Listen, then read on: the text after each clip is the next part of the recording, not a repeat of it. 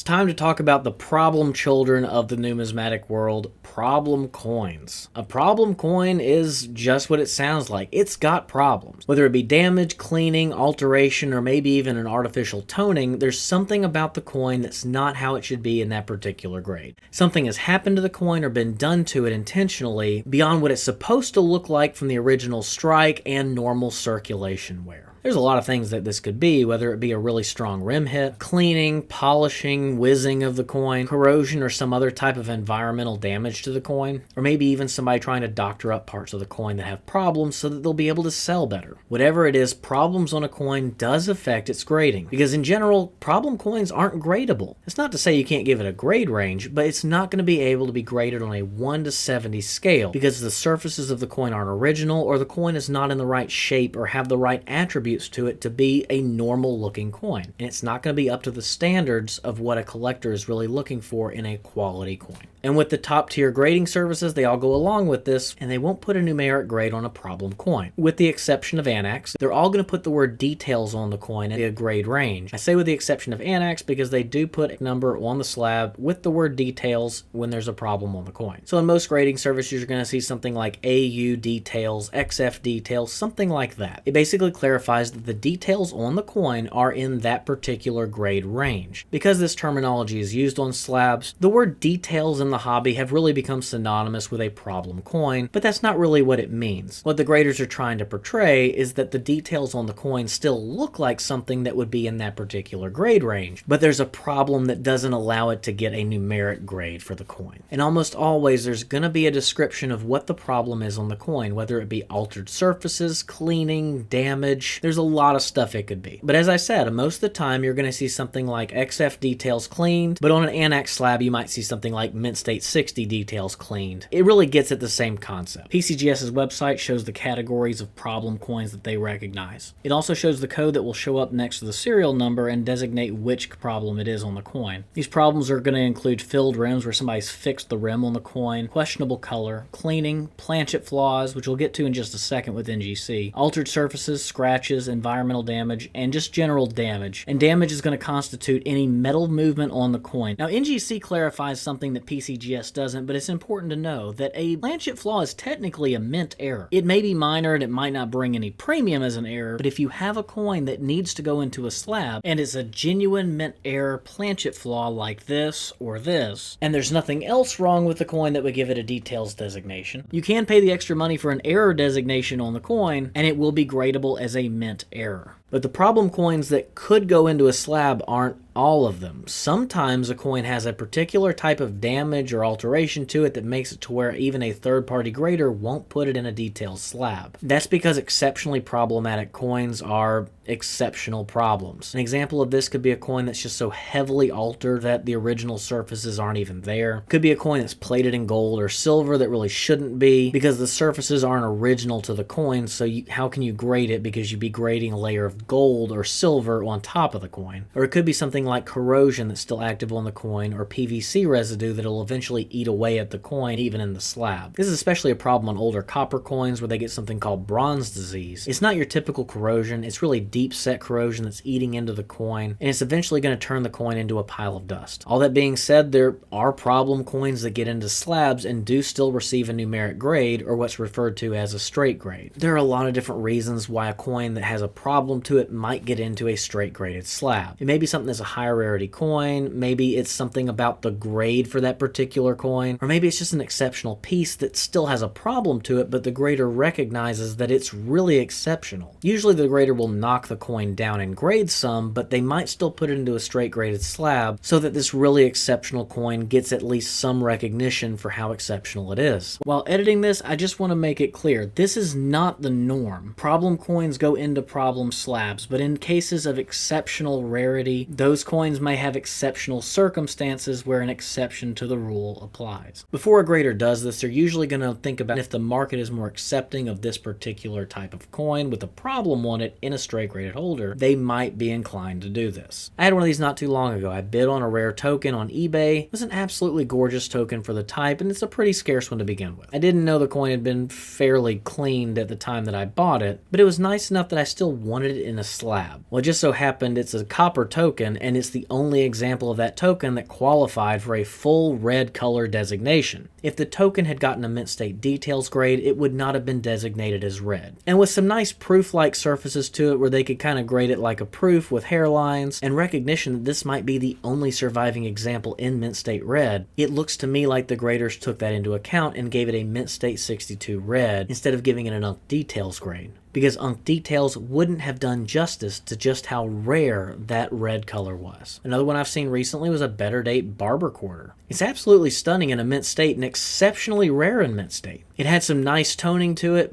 but it also had an old cleaning to it. But the grading service was gracious to that one and gave it a low mint state grade because it seems they recognize just how rare that coin is in mint state and would rather have done something called net grading the coin, where they knock it down a little bit, than beat the mess out of a really scarce coin and give it an UNC details grade that's really going to knock it down. Sometimes these coins get into straight graded slabs because the grading services mess up. Coin graders are people too. They make mistakes. Sometimes stuff slides through that probably shouldn't get into the grade it did. Those graders are looking at probably 1,000 coins a day, and I've gotten that from a grader. It's not just an estimate. And sure, there's always something we can complain about with the grading services, but overall, man, they do a great job. Thank you, graders. That's why it's always important to take a close look at the coin in the slab and not just at the slab. You've probably heard it before and you're going to hear it again: buy the coin, not the slab. But all this affects something else as well that's the most important thing, and that's the collectability of the coin. Most of the time, collectors want a coin that's not got a problem with it. And with extremely rare exception, coin collectors don't want to pay problem-free prices for a problem coin. It's gonna make that price drop, and sometimes it makes it drop quite a bit. But that's not always true, and honestly, figuring out what the value of a problem coin is can be pretty tricky. But that leads us to our question: how do you price a problem coin? There's an easy way to answer this question, and there's a hard way to answer it, but the hard way is actually going to be worth sticking around for because it's really what's going to tell you what the coin probably is going to be worth. The easy way I've actually talked about in my other video: when you have a problem coin, a lot of times if it's not something that's just crazy problematic, you can hit it one grade range back. So for example, an UNC details could be priced at an AU50 price range and probably still be safe. It's one of those rule of thumb kind of things that kind of works in the market. And when I say kind of, it's really hit and miss. It's going to depend on the coin type. It's going to depend on the coin itself, what grade range it would be in. So in some circumstances, you could be safe buying a coin just one grade range down by going off a price guide like I've shown in other videos. But in some cases, depending on what the problem is with the coin as well as the coin type itself, that can really lead you into some trouble. That's why it's really worth taking the time to think about the coin a little bit harder and actually consider what's going on with it. First, we have to ask some questions about the coin. Is the coin raw or graded? Any raw coin is going to be tough to begin with because there's no defined grade by a grader. And with raw coins, it's really going to depend on what type it is and what grade range it's in. In most cases, an ungraded problem coin is going to do far worse than a details graded slab. Now with graded coins, we have to take two different things into account because we might have one that's actually a details graded coin. In this case, the third-party grading service has acknowledged there's a problem and it's clearly expressed on the label. But remember, we talked about there could be a straight graded coin with a problem to it that's pretty obvious. In some situations, it might make sense why they gave it a straight grade. In some situations, it might seem like a mistake. But either way, if you have a straight graded coin that does have a problem, you do need to pay attention to that. Question number 2, how bad is the problem? A light cleaning is going to be a lot different than a heavily corroded coin, obviously, but certain types of problems can be more market accepted than others. For example, a coin that has a details grade because it has a rim ding or a hit to it might be more market accepted by collectors than something that has a cleaning to it. That hit or that rim ding might be seen as something that happened naturally in the course of the coin's life, whereas a cleaning is something that was intentionally done by a person that was unacceptable. But remember, I said might. It's really going to depend on the buyer, the seller, and the coin. Question number 3, what's the grade range of the coin and what's the desirability of that coin in that grade range? There are some coins out there that are so desirable that a problem with the coin may not affect it that much. But there are some out there that are so accessible that any problem at all is really going to hit the value of that coin. Question number 4, what does the coin look like? How's its eye appeal? Does it have some natural, nice toning to it? Despite the problem, does it still have some nice luster? How distracting is the problem from the overall appearance of the coin? Remember, I said there's some subjectivity subjectivity here because, I mean, all of these things depend on how the particular person sees the coin. Whereas one person might see a rim hit and say, I can never have that in my collection. Another person might look at it and say, it's going in an album, I'll never see the rim anyway, who cares? But now let's take a look at some examples. We'll look at different types of coins in a raw details condition as well as a graded details condition where it's acknowledged by the grading service. It's going to be a lot tougher to get price history on a problem coin in a straight graded holder because most people aren't going to be advertising that when they're trying to sell it on eBay, and trying to find those would be hard. So at the end, I'll talk about that a little bit more generally instead of looking at specific examples. But for now, we're going to talk about the raw problematic coins and the ones the grading services clearly have acknowledged. Let's start with an 1834 half dollar. CPG shows us that it's between a $115 and $160 coin, and if we were trying to use the trick of dropping it down to fine pricing, it'd be $95 to $100. This gorgeous VF example that's almost XF that has a hit that's right across the neck, this little streak, only did $91. And here we can see a great example of one that's been harshly cleaned that pulled $79.95 even in a VF range. And this one with some heavy environmental damage only pulled $51, which is practically AG prices. So that really nice example with the hit on the neck that kind of cut its head off, it only pulled $91, which is fine 12 gray sheet prices. And we saw the price drop off as the problems got worse and worse on the coins. Two NGC VF details examples came up this summer. One of them was $91 as the selling price as a cleaned example, and one of them with graffiti did $94. And those two NGC examples kind of touch on something for graded slabs that happens with details graded coins. From my experience, generally, especially on the internet with eBay and stuff like that, there's less attention paid to what the coin looks like in the slab and more attention paid to what the slab says. Remember, there are different motivations for people buying a coin. Someone who's looking for a slab is generally looking for a grade and quality in a coin, whereas somebody trying to fill an album might be looking more for eye appeal and attractiveness of the coin, even though it might have a problem to it. And as you notice here, a graded versus ungraded really doesn't make much of a difference, so getting a nice looking problem coin graded is actually going to be a waste of your money and time in this situation. But this is one of those coins where although it's a nicer type, it is an accessible date and an accessible coin, so the pricing doesn't get very strong for details graded coins because there are really nice straight grade examples out there to be had that look nice and don't have problems. Next, we're going to take a look at a coin that's in a grade and desirable type where it actually does pretty well even when there's a problem. And for this one, we're going to take a look at a 1917S Type 1 Standing Liberty Quarter with a full head. So it will either be a designated details full head coin, or it's going to be a coin that would clearly get a full head designation if it were actually in a slab. And again, for some context, CPG on this is going to be about $675 to $720 in a low mint state. It jumps up a lot in the AU ranges from $365 to $550. First up, we have one that's transparently marked as cleaned, and it looks a little gunky as well, but it's a nice looking example that clearly has a full head. It did $295. And this other example did $235 at auction in April, but it does have a pretty heavy cleaning to it. This raw Unk Details did $354, which is actually pretty strong if you think about it being a problem coin. And this example where the seller marked it as may have been cleaned at some time, where it definitely has been cleaned, you can tell, it still did $385 because it's a good looking coin. And over the course of a little bit less than a year, 3 examples were sold by the same seller between $379 and $299 that all looked about the same. They have a full head to them, but they're going to be Unk or AU detail. But based on the 99-cent pricing, I'm pretty sure these were buy it nows. When we look at an actual PCGS Unk Detail slab, this one sold for $390, which is just a hair over what the other ones were selling as raw examples. But looking at some actual sold examples, this AU55 full head did $315 last year on eBay. And although they're probably doing a little bit better right now than they did in February of 2023, even PCGS Price Guide is showing us they're about a $420 to $450 coin.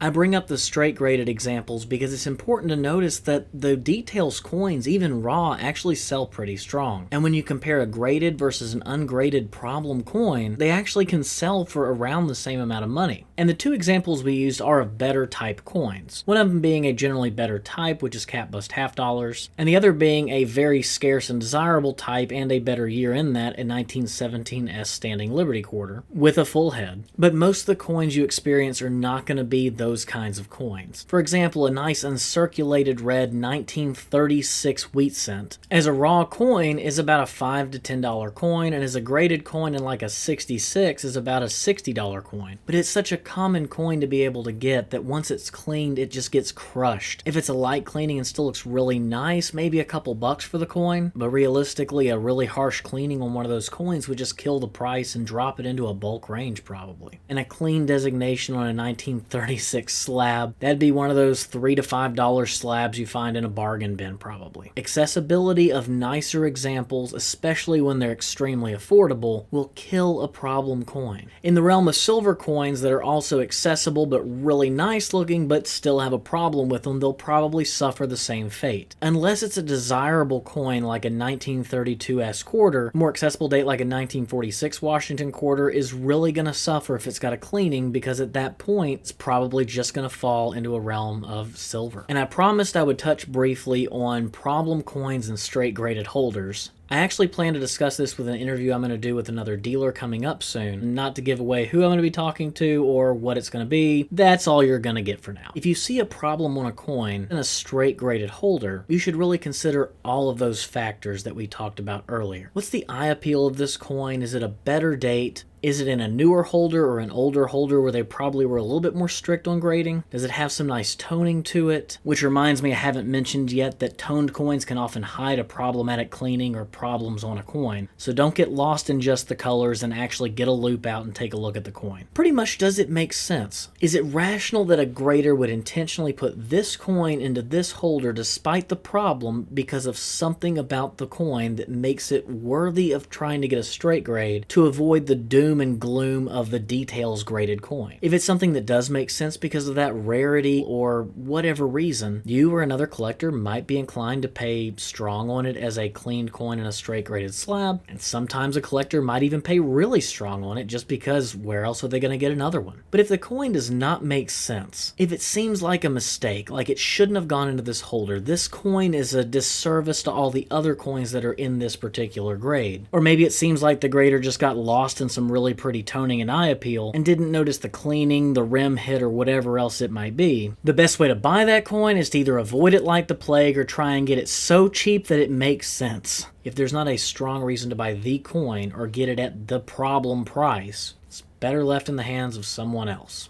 But if those hands holding the coin happen to be yours, it's a tough situation because you have a coin that's kind of unsellable in a slab that should be. And I'm not going to tell you how to sell your coins, but for me, I would just try and let it go for whatever somebody's willing to pay for it, telling them honestly it's a problem coin. Now from our examples, we can see that whole method of dropping it down a letter grade from price guide if it's got a problem to it sometimes kind of gets at the market, but realistically is very unreliable. And from looking at sales history, we can see that problem coins can have a pretty big spread of what the price actually hits. Now, not so much in slabs, but raw examples can really run the spectrum of what people are willing to pay for the coin depending on how they see it. And getting to an actual price of your particular coin or a coin you're trying to buy, it's pretty tricky and kind of difficult because of all those different factors and the subjectivity involved. But there's actually even a more specific way to figure out what the coin's value actually is. Despite what I've talked about earlier about the easy and the hard way, this is both the hardest and the easiest way to figure out what the coin is actually worth. And this way varies depending on whether you're trying to buy a coin, sell a coin. If you're selling the coin, you can let that thing go auction, let it start at $1 and see where the heck it ends up. You're just setting up an auction and letting it go.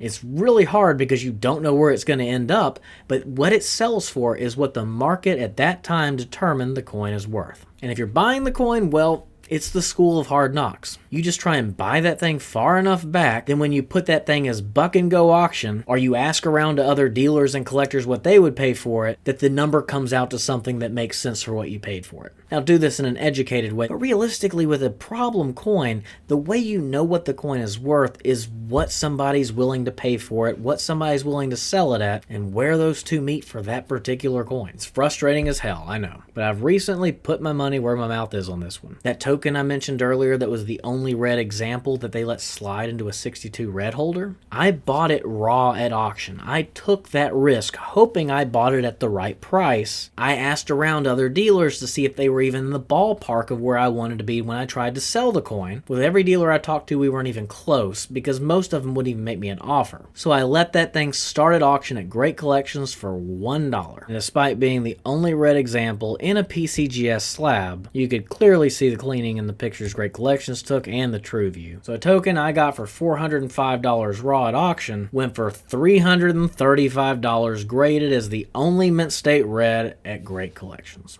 I learned my lesson on that one. But there's an example of a coin, well, a token, where raw, the market said it was a $405 coin, and as a PCGS Top Pop only red example, the market said it was $335. Problem coins are just complicated. There's really not a straightforward, simple answer to just say, this is what the coin's worth. Now, a problem coin can be great, where you can get a fantastic deal on a coin you really want, but it's a lot more difficult to know what you can actually get back out of that coin when you actually want to go to sell. Personally, if it's a graded coin, I don't want a problem coin in my collection. Some people do, that's up to them, everybody's different. But for me, in most cases, I would much rather have a straight graded coin and pay the extra money to have a little bit more security with where I think I can sell it at. But if you look at my Dansko typeset, you'll realize I really don't have a problem with problem coins in every circumstance. Yeah, I try to shoot for problem-free coins, but I've had some coins that had minor problems to them that are just so pretty, I could never afford a comparable problem-free coin in that condition. So in my typeset, I'm perfectly happy to compromise there. But I'm making sure to also buy those far enough back that I'm buying them for problem coin prices. A price range where I feel like I could at least get my money back out of the coin if I did decide to sell it. Yes, sales history can help, but not every problem coin is built the same.